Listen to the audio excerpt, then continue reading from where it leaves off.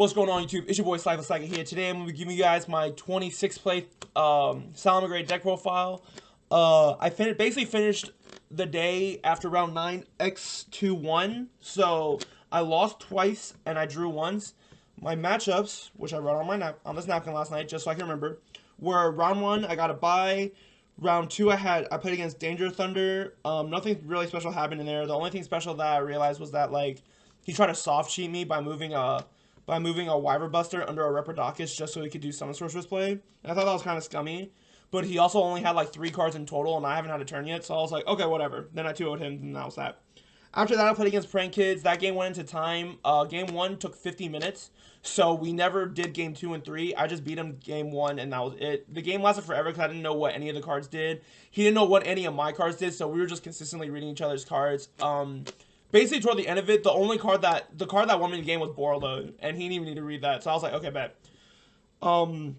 After Prank Kids, I played against Altergeist. It was Altergeist. I don't really think that matchup's that hard for this deck. But game 2, oh my gosh, this matchup was so quick because game 2, I remember I opened game 2. I opened going second, Ash Gamma Driver. Ash Gamma Driver, Red Reboot, and Gazelle. So I OTK'd him, obviously. He was like Marionetta. I said Gamma, it destroyed, and he set 3, and he was like, pass. And I was like, word, you only have 3 back row, and I have a Red Reboot and a Gazelle. That's OTK. Easy. So my turn out, I just went to my normal play. He tried to activate spoofing, and then that's when I played the Red Reboot. And then as soon as I played Red Reboot, he was like, he knew what the deck did. He looked at Gazelle and he was like, that can send fusion, right? And I was like, yeah. He goes, okay, cool, you got it. I was like, yeah, cool, bet. After that, I played my first mirror, which ended off in a tie. I won game 1 and he won game 2, and then game 2 finished in time. So we never got to finish that, so that ended up in the tie. After that, I played against Trickstar. It's just Trickstar. The matchup wasn't really hard. It was just kind of you just have to kind of pay attention to it. I don't really know how to describe it. I don't really think any of those matchups are hard. After that, I played against the mirror again. This guy kind of knew. Who did I play against? Oh yeah, this guy roughly knew what he was doing. He was testing the deck, I think, for just as long as I have, and we had a lot of cool discussions about it. He ended up outplaying me because I made misplays during this round, a lot of misplays. There was one where it was I forgot to trigger Wolf, I think, in this round, and then I forgot to reveal a Gazelle at a specific time in this, and it really messed me up because it forced me to reincarnate summon a Lynx. And then whenever you reincarnate summon Lynx, it's really awkward because a majority of the time you want to use the field spell on Wolf. So but yeah, I lost that. After that, I played against Striker. Striker is probably this deck's hardest matchup. The only thing I could tell you going into this matchup is that you need to out-tempo them. The minute they start trying to get advantage, stop them, and then after you realize they have 2 to 3 cards, go off. Just start going off and start playing. You should be able to play around a Widow Anchor if you're competent enough. So I honestly don't see a reason why you would lose that matchup if you were going first. Going second against that matchup, that's a little bit harder just because they have, if they open properly, they have a proper setup and you just have to play through it. But yeah, that's all I can say about the Striker matchup. That's probably the hardest matchup for our deck. And then after that, going into the last round, I played against the mirror again against this guy, against this one guy. He was really, really cool. We had a lot of discussion and theory about the deck as we were playing and talking. It turned out we had a lot of the same tech choices and cards that we wanted to try. So I wasn't really mad that I lost to him. It was just a really good game. It was just a good game. Me and him, we were both in last round. I was X2-1. I think he was X2. And at that point, we both knew that we were both already getting our invite. So we didn't really care. We just kind of played around for fun, whatever. I didn't misplay too much in that game. I think I forgot Wolf in that game too. But overall, he got to go first and he just outplayed me. Realistically, there's no any other way to put it. My hands just weren't as good as his hands, and he was able to outplay me fairly easily. So, he got it. I wasn't really mad or anything about it. I took a lot from today, from all these games.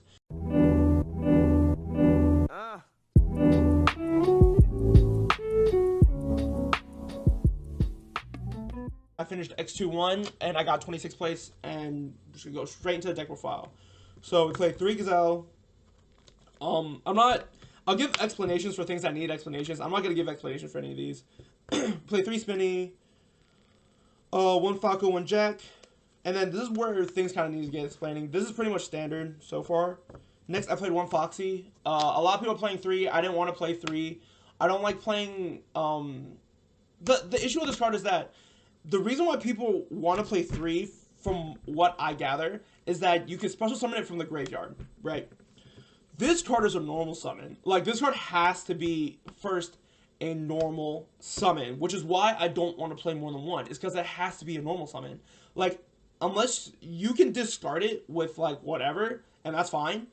But the fact that it's just a straight-up normal summon, I just don't want to play this at 3. Like, it doesn't come out of my hand that easily. And then, like, even if it's in the graveyard, you still have to discard a card to special summon it. So it's like, it's very good in its own way, just because it can pop face-up spell and trap cards. But I don't think it's to the point where I want to play 3. Like, I'll play 2, but I don't think it's to a point where I'd play 3 of this. The only reason I play 1 of this card is because I'm playing 2 Mirror. Nobody wants to play Mirror. And their reasoning kind of makes sense, I guess. I didn't really understand it. They're like, we don't want to play Mirror because it's level 3 and it doesn't, and like it can't make anything or something. And I'm like, and I was listening to this, and they're like, what do you mean Mirror can't make anything? He goes, you can't go into anything. And I'm like, you use Lady Debug and go into Baylings. Like, this is literally a step above Lady Debug, because not only does this act as your blank normal summons, because sometimes you'll just have a hand of extenders and you just don't care about a normal summon, so this is most of the time a blank normal summon. But if you draw this in a handful of monsters, you literally can almost play around 2 to 3 negate. If you open this in a handful of monsters, you can play around 2-3 negate. This card also goes into other plays on your opponent's turn. What you can do is you can set up a wolf. If you have Ash and Grave, then cool. If not, then it's whatever. During your opponent's turn, you could literally play Circle, add Mirror, special summon Mirror under Wolf, and then Wolf's effect will activate, and you can add the Ash to your hand at the beginning of your opponent's turn. So you can do that. Another good one is the Ladybug Circle. You can summon Ladybug, and then activate its effect. If they let it go through, because they have player priority, so if they pass priority back to you, you just chain Circle. And at that point, they have to kind of decide if they want to negate Circle or not. Because now, at this point, you're adding 2 of any Salamangreats from your deck to your hand. So in this situation, you'll kind of pick. If you're able to add both, if you already had Gazelle or a combo piece in your hand, then you'd probably add like Mirror and Falco. I always try to do this play, because this play to me is the most beneficial. Mirror makes it so that Falco isn't dead anymore. Because I'm pretty sure a lot of people that play this deck can agree with me that, well, aside from like playing these, because nobody's playing these, that like this card is honestly probably everybody's worst card in the deck. But for me, it's the best card, because I can make this card a +2, like easy. Like, it's not hard. And that's only because I'm playing the Mirror. Like, because you guys know the Mirror Falco combo where it's like, you could discard this to summon this, then put this back to summon this, and then this gets to reveal and summon itself again, right? So a lot of my plays were focused around this, and doing this play honestly won me a lot of games today. Like, it won me so many games today, just because these are both special summons. I got 2 monsters on the field by only special summoning. There was a lot of times today where I would just start comboing off and not normal summon, and then, you know, they'll start getting panicky and start negating stuff. And then, like, the moment I normal summon a Gazelle or a Spinny or something, they, like, look at my grave. They're like, oh, you didn't normal summon. And then at that point, you really combo off, and then you lock them out because they wasted all their cards on, like, your other dumb cards. So there's that. That's why I play 2 Mirror. I honestly, I don't think Mirror is the best card in the deck, but I think that you need it to get the most value out of, like, a good majority of these cards. Because sometimes you'll just draw, like, the 4s, him or, like, Jack, and you'll need, like, this to get it out the hand. And then you start playing with these in the grave again. Like, Mirror just unclogs some of your hands. That's pretty much all I'm basically saying. I played 1 Raccoon. Going into the event, I thought I was going to win me games in time. I thought I was going to save my life. It didn't do anything. I used it, I think, once, but it won me the round, so I can't complain. Moving forward, I'm probably going to cut it, so I won't pay too much attention to it. Next, I played 3 Ash. I played 1 Lady Debug. I don't play 3. I played 3 for the longest time, and I realized that I had the same issue with this like I did with Foxy. It has to be normal summoned. And unlike Foxy, it's not level 3 and it's not a fire type. So it's a light level 4, which means this thing can only go into Balinks. And I honestly don't think that's worth a search. I think 1's fine just to pick up a missing combo piece, but I don't think you need to play 3. I personally don't think you need to play 3. I think it's unnecessary. I think it's very cloggy at times. In specific hands where you draw multiple normal summons, it's very inconvenient to have a lot of them. I think right now I'm playing, what, 2, 3, 4. Right now I have 4 total normal summons. If you count Mirror, then it's 6. But like I said, Mirror, you could just discard to special summon, so I don't really count it. So right now my deck has like 4 normal summons. Next, we play Wielder, 2 Reclusia, 1 Sea Archiver for the level 3s that just summon themselves. This thing's just like a 4th Spinny. When a monster is summoned to where a link monster points to you, you can special summon this card from your hand or the graveyard if it was in the graveyard when the monster was summoned, and then banish it and leaves the field. So it's literally just Spinny with rules. Next, we play 2 Reclusia. A lot of people were debating between playing this and this at the event. I didn't understand why, because I just told everybody I played 2. You play this just because it's a 3 that comes out for free. If you control the 3, it just comes out. So that's dope. And then these are just here to do Disruption on turn 2 or do exactly what these do. So on your turn, you can do this, and then if your opponent goes first, you summon this to where Saruja points to, summon this to where Summon Sorceress points to, or in the mirror, you summon it if you want to where, oh, that's gone. You summon it to where Wolf points to. So, yeah, that card is gone. Oh, it's right here. So, yeah, good Disruption, and it's level 3, and Wolf adds it back. So, you know, free pluses all day. That's it for the monsters. We play 20 monsters. I play 3 Circle, 1 Sanctuary, 1 Will, 1 Fusion. Will didn't come up as much as I wanted it to. You never want to go out of your way for this card, and when you draw it, it's very subpar unless you have, like, a combo already. But in saying that, for this to be played as a combo piece and an extender, when literally almost everything else is better, just kind of tells me I should probably just take this out. So I'm probably going to cut this. Fusion of Fire, it helps you OTK, and then, you know, Circle, Searches, Sanctuary, your field spell. 3 Called By, because Horse needs to ride. 2 Chalice, this was a last-minute card I decided to play. I got it from one of my friends from Richmond. Shout out to Presley for that.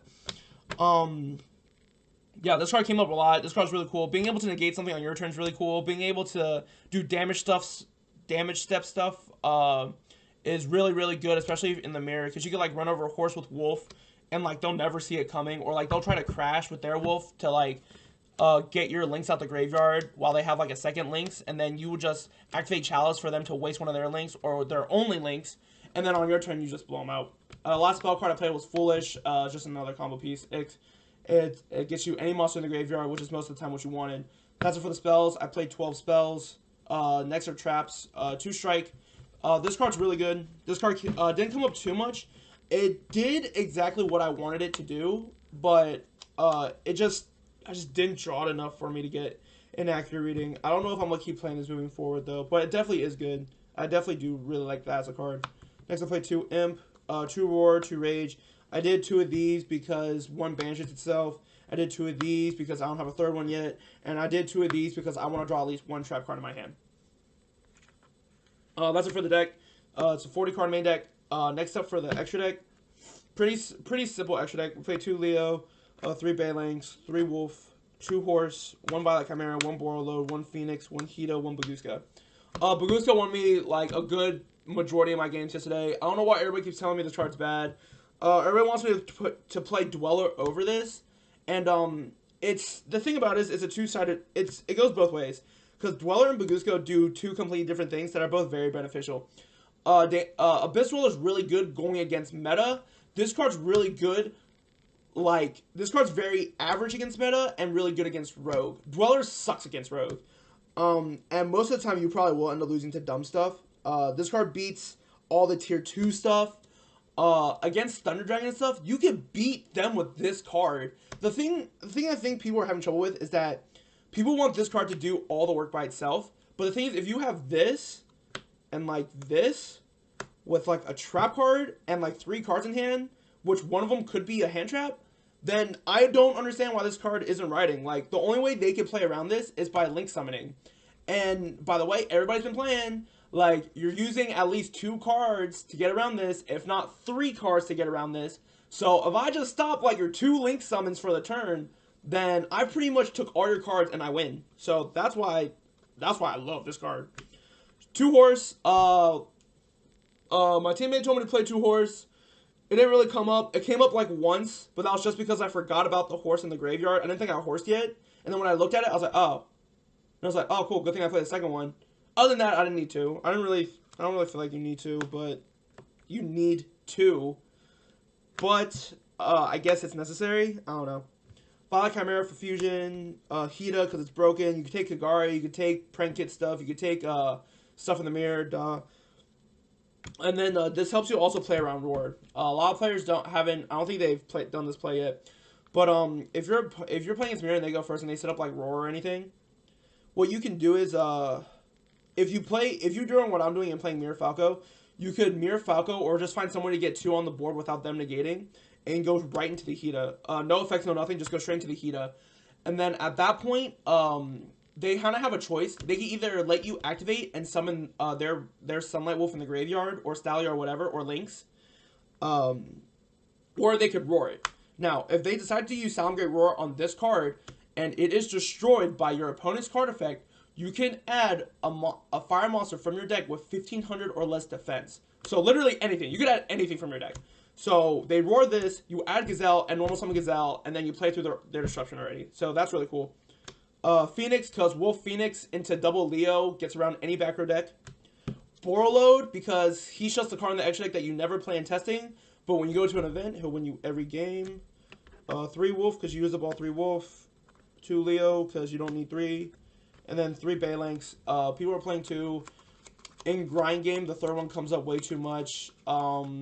These things are used. I don't use the protection effect like randomly, if that makes sense. But I just don't understand how people are only playing 2. Like, I used all 3 a good amount all day yesterday, so that was just kind of weird. Next up for the side deck, we played side deck. But yeah, that was extra deck. Side deck, we played 3 Gamma, 1 Driver. I love Gamma as a card. This card's like one of my favorite cards on the side deck. Not for this deck particularly, but just in general.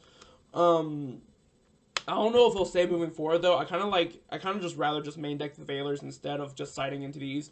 But who knows? I might end up doing both. But this put in work yesterday, so I'm not even mad. I did 1 Super Poly for the mirror. That doesn't need explanation. I played 3 Red Reboot. This was for mirror, mirror, Ultrageist, and anything with back row, anything with True Draco, like Floodgate decks, just get out of here, bro. Because basically all it is like if you play against those decks and you draw this, if you draw this and Gazelle, you win. Like against any back row deck, it doesn't matter what monster they have. Well, actually it does, but because you just stop this, stun their back row, and then go into and then do your fusion play and then OTK them. So that's pretty broke. Aside from this, I played 2 Twin Twister 2 just because back row. Back row kind of scares me. I didn't know what to think of it going into this event. I didn't know people were going to set 4 or 3, so I was like, back row kind of hurts. Let's just do that. I played 2 Penurtox. I never drew these, so nah. 3 Drawn Lockbirds. These won me games because these cards are just really good. So that's it for the deck. That's it for the entire deck. If you guys have any questions, let me know in the comment section down below. I'm going to still post the list I've been testing with that you guys have been watching me play with tomorrow. And yeah, like I said, if you have anything to let me know about, let me know in the comment section down below. Don't forget to like, comment, and subscribe. And I will see you guys tomorrow. Peace.